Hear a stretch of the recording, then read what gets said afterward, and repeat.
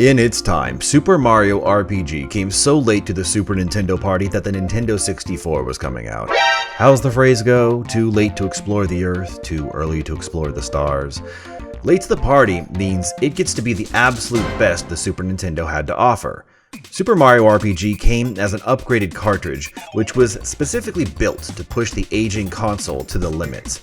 Like Donkey Kong Country before it, most of what you see in Super Mario RPG was actually rendered in 3D and then converted into 2D sprites, which holds up better than any of the actual 3D of its time, which aged like dog milk. You're just trying to impress me. It was one of the last timeless, high-quality sprite-based games, which even by today's standards holds up nicely. Because it was intentionally pixelated, it preserved its artistic form, instead of becoming an aging polygonal mess. Super Mario RPG will never need a visual upgrade. It will never need updates. For its time in history to today, it's perfect. Take the opening of the game, for example. No time is wasted as you drop right into a familiar scene. It plays on your experience knowing Mario, setting up another classic princess-saving adventure while not alienating an unfamiliar audience. This time, when you fight the armada of Bowser, Mario doesn't pull any punches. The trouble with roleplay games, or RPGs of the era, was that they were often boring.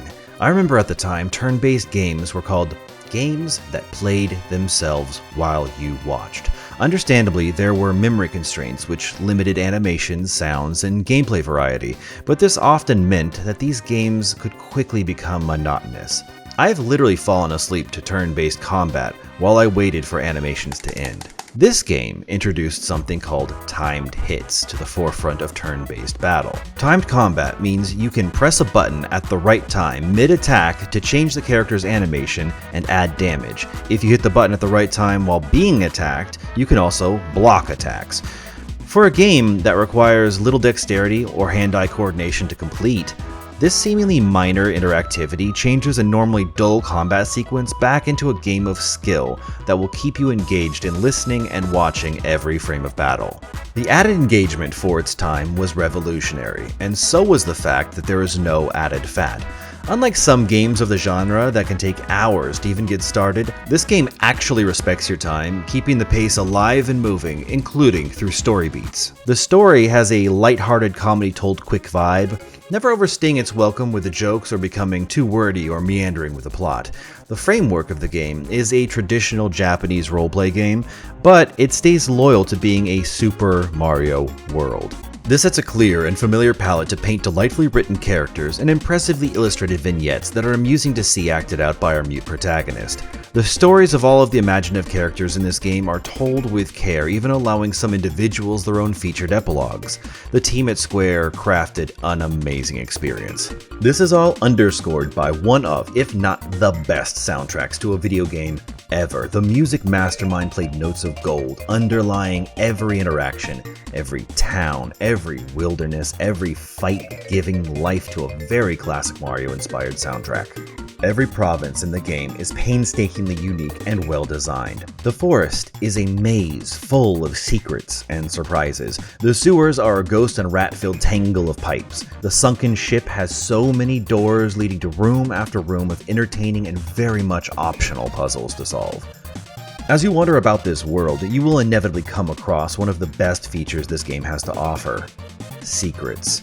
The world is full of hidden blocks, treasure stashes, and optional paths that end in great rewards. New items, bosses, mini-games are all at your disposal if you know where to find them. Some are easier to get to than others, but even when the game is making you work to unlock the rarest items, I'd still say that there are few things in this game that could have honestly been done any better. The real key to this game is that it is simply fun. The game never forgets to be fun. The game is serious about it. It isn't obnoxiously written for babies like later Mario entries, and it's not a tedious slogfest of needlessly complicated features for spreadsheet nerds. It's a comfort game that is accessible while not alienating people who like action and don't want to have their hand held through the adventure. I rarely say this, but I can comfortably say that Super Mario RPG hits the sweet spot of a well-crafted experience that is good for almost anyone.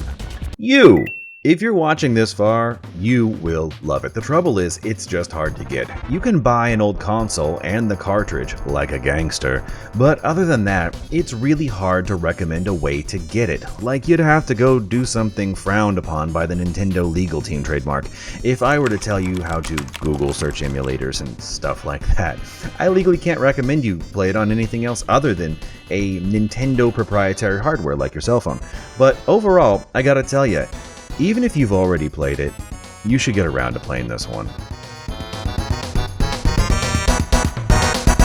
It's just worth your time.